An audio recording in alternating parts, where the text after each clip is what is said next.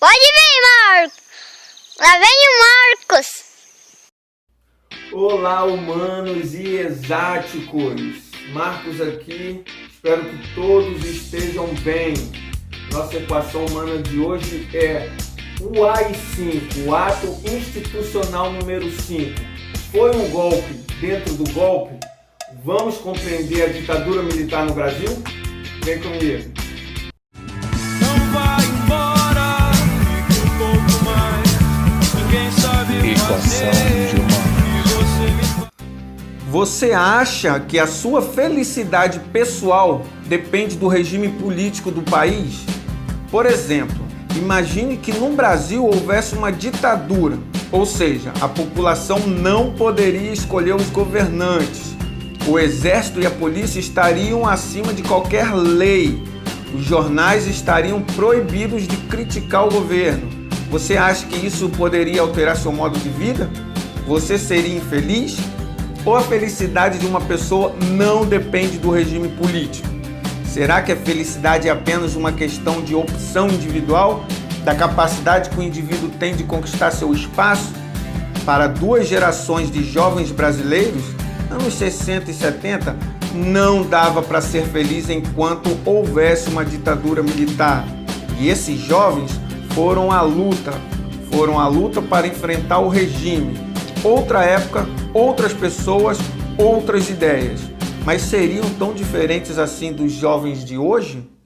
De 1964 a 1985, o Brasil viveu um período de ditadura militar.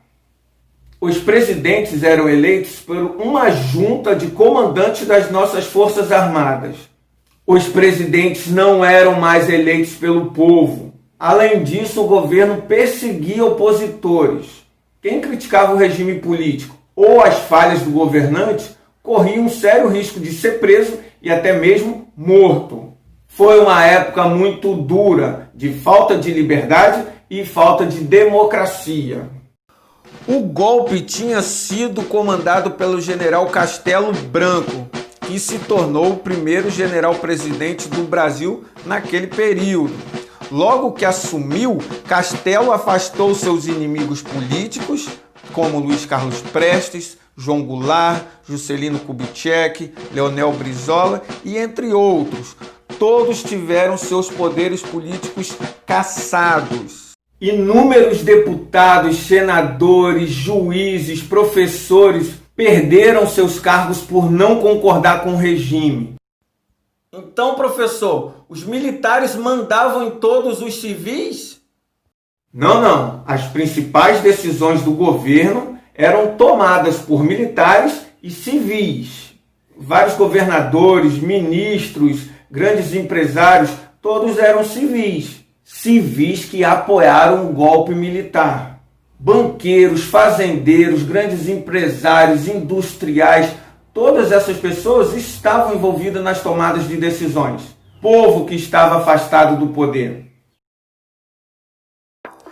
A vida política do regime militar era baseada na Constituição de 1967, elaborada por homens ligados ao general Castelo Branco e aprovada pelo Congresso. Mas um Congresso Nacional mutilado, porque os deputados e senadores mais combativos tinham sido cassados. A Constituição de 1967 incorporou as medidas autoritárias tomadas desde os primeiros dias do golpe, os famosos atos institucionais. Desse modo, estabeleceu que o presidente da República, os governadores dos estados e os prefeitos das capitais passavam a ser eleitos indiretamente. Na prática, significava que não eram eleitos, mas nomeados pelos homens do governo. Percebeu bem? O povo não escolhia seus representantes. Tinha de aceitar um nome imposto. O sistema eleitoral brasileiro ficou bipartidário. Existia a Arena e o MDB, que era o partido de oposição ao regime. Tá vendo, professor? Teve oposição. O regime militar não era tão violento assim. Se teve oposição... Calma, a oposição era bem tímida e bem limitada pelas normas impostas pelo regime militar. O povo até fazia uma piada. A Arena é o partido do sim e o MDB é o partido do sim senhor. Na verdade, a Constituição não estabelecia o equilíbrio dos três poderes. O poder executivo acumulava muito mais poderes que o legislativo e o judiciário. Havia eleições para deputado e senador simplesmente porque eles não tinham poder nenhum. Na prática, não podiam controlar o que o general-presidente fazia. Os membros da ditadura queriam evitar a personalização do poder. Não queriam nenhum general como destaque. Os generais presidentes, então, deveriam ficar no poder num prazo determinado. Por isso, Castelo Branco logo cedeu o poder a Arthur Costa e Silva. No governo Costa e Silva, se multiplicaram as ações, as manifestações contra o regime militar. Em março de 1968, o estudante Edson Luiz Lima Souto é morto pela polícia militar durante uma passeata no Rio de Janeiro. O incidente provoca uma nova onda de protestos e passeatas estudantis. Em junho, uma manifestação organizada pela UNE contra a ditadura, a Passeata dos 100 mil, tomou o centro da capital fluminense. Enquanto isso, o governo também era pressionado pelos militares da linha dura que defendiam a intensificação das ações repressivas. A reação do governo foi fechar o regime de vez. Na sexta-feira, 13 de dezembro de 1968, Costa e Silva decretou o famigerado AI-5, Ato Institucional número 5. O AI-5 dava poderes totais ao presidente. 1. Fechar o Congresso Nacional por tempo indeterminado. Toda vez que os deputados e senadores atrapalhassem com suas críticas e votações contrárias, o presidente simplesmente decretaria um período de férias forçadas. 2. Suspender direitos políticos. Se um deputado ou senador fizesse oposição exagerada, o presidente poderia cassá-lo. 3. Suspender garantias legais.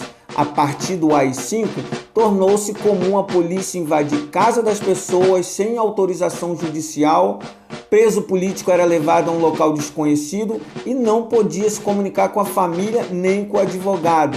Muitos foram torturados e assassinados. Até hoje os parentes procuram por corpos. Muitos historiadores chamaram o AI-5 de golpe dentro do golpe. Ou seja, em 1964, o regime se tornou uma ditadura. Em 1968, o regime passou a ter uma ditadura mais rigorosa ainda. Nenhuma espécie de oposição, nem de passeatas pacíficas, seria tolerada. A SNI, Serviço Nacional de Informações, estavam espionando qualquer tipo de oposição. Depois do AI-5, não houve mais passeatas. O Congresso Nacional podia ser fechado a qualquer momento. A imprensa estava submetida à censura. Para muitos jovens, só havia um caminho: a luta armada, a guerrilha. A guerrilha parecia uma fórmula quase mágica para levar a esquerda ao poder. A Revolução Chinesa tinha começado com a longa marcha guerrilheira de Mao Tse-tung. A maior máquina militar do planeta, o Exército dos Estados Unidos, estava sendo derrotada pelos humildes camponeses guerrilheiros do Vietnã, sem falar nos guerrilheiros vitoriosos em Cuba. No Brasil, os primeiros grupos guerrilheiros de destaque começaram a atuar em 1968, mas o grande período da guerrilha aconteceu durante o governo do general Emílio Garrastazu Médici. Os grupos de luta armada tinham siglas e nomes pomposos. Veja só algum deles: VPR, Vanguarda Popular Revolucionária; ALN, Aliança Libertadora Nacional; VAR Palmares, Vanguarda Armada Revolucionária Palmares; MR8, Movimento Revolucionário 8 de Outubro. Qual era o objetivo político deles? Podemos dizer que, de certo modo, eram todos comunistas, ou seja, seguiam as ideias do socialismo científico de Marx, Engels e Lenin. Admiravam a Revolução Russa, mas criticavam o regime político da União Soviética de Brezhnev. O grande modelo era a Revolução Cubana. Os grandes heróis eram Che Guevara e Fidel Castro. De modo geral, acreditavam que a história do Brasil seria parecida com a de Cuba. Primeiro, a formação de grupos guerrilheiros, depois a Revolução Popular e, finalmente, o Brasil iria se tornar um país socialista. Tá vendo, professor? É isso que eu não entendo. Por que a esquerda não se uniu em um grupo só para ficar mais forte? Por que vários grupos diferentes? Sim, foi um erro, mas esse erro está baseado na interpretação da realidade. Cada grupo desse tinha uma interpretação da realidade brasileira diferente. Por exemplo, uns acreditavam que o caminho da revolução seria as guerrilhas nas zonas rurais. Outros grupos queriam uma aproximação com o operário, com aquele trabalhador da indústria. Eles divergiam nessas questões e ainda uns queriam lutar contra a ditadura primeiro e só depois lutar pelo socialismo.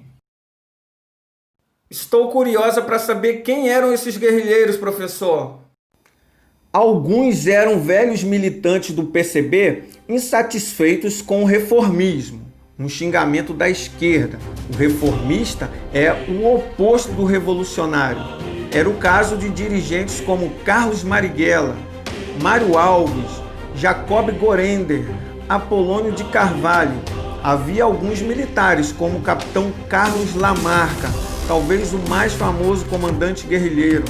Porém, a grande maioria era formada por idealistas e inexperientes estudantes secundaristas e universitários.